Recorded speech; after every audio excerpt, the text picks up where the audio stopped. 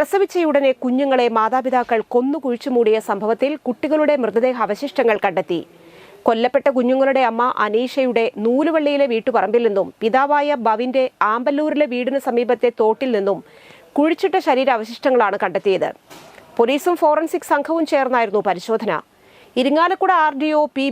ഷിബു പരിശോധനയ്ക്ക് നേതൃത്വം നൽകി. മുളകുന്നുത്തുകാവ് മെഡിക്കൽ കോളേജിലെ ഫോറൻസിക് മെഡിസിൻ വകുപ്പ് മേധാവി doctor AK Unmesh, Chalakudy DYSP PC Bijukumar, Puthukkad SHO Mahendrasimhan എന്നിവരും സ്ഥലത്തെത്തിയിരുന്നു.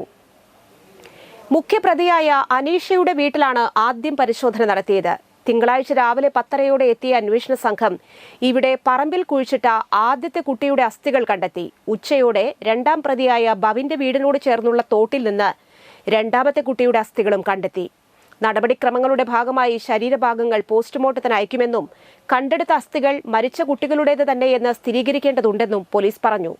ശേഖരിച്ച സാമ്പിളുകൾ ശാസ്ത്രീയ പരിശോധനയ്ക്ക് അയക്കുമെന്നും DNA പരിശോധന ഉൾപ്പെടെ നടത്തുമെന്നും DYSP PC ബിജുകുമാർ പറഞ്ഞു.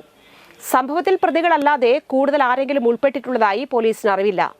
അനീഷ 2 തവണ ഗർഭിണിയായതും പ്രസവിച്ചതും നവജാത ശിശുക്കളെ കുഴിച്ചു മൂടിയതും ആരും അറിഞ്ഞില്ലെന്ന പ്രതികളുടെ മൊഴി പോലീസ് ഇപ്പോഴും വിശ്വാസത്തിലെടുത്തിട്ടില്ല. ഇത് സംബന്ധിച്ചും കൂടുതൽ അന്വേഷണം വേണ്ടിവരുമെന്നും പോലീസ് പറയുന്നു. 2024 രണ്ടാമത്തെ പ്രസവം നടന്നത്. യുവതിയുടെ വീട്ടിൽ മുറിക്കുള്ളിൽ വെച്ചായിരുന്നു പ്രസവം. തുടർന്ന് കുട്ടിയുടെ ഫോട്ടോ അനീഷ മൊബൈൽ ഫോണിൽ പകർത്തി സൂക്ഷിച്ചു. രണ്ടിടത്തും പ്രതികളെ സ്ഥലത്തെത്തിച്ച് പരിശോധന നടത്തി. വൈദ്യപരിശോധനയ്ക്ക് വിധേയരാക്കിയ പ്രതികളെ തിങ്കളാഴ്ച വൈകിട്ട് ഇരിങ്ങാലക്കുട കോടതിയിൽ ഹാജരാക്കി.